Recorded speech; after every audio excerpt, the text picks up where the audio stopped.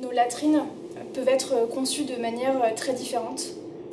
Savoir adapter la conception, le modèle de latrine qu'on utilise, l'endroit où on les construit, tout cela demande d'avoir fait un diagnostic, d'avoir compris les besoins des populations et d'avoir, nous, adapté notre intervention.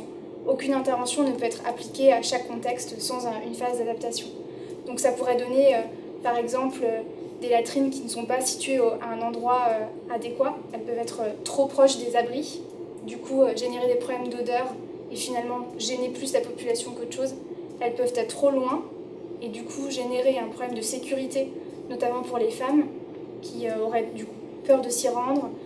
Également les enfants pourraient préférer aller à l'air libre dans un champ à côté plutôt que se rendre dans les latrines.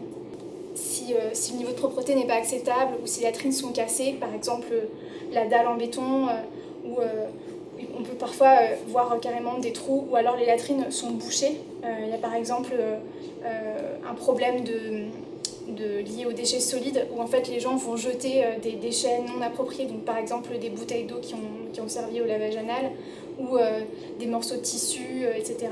dans la fosse. La fosse va donc être bouchée, les latrines vont se remplir très rapidement et la vidange va être rendue très difficile.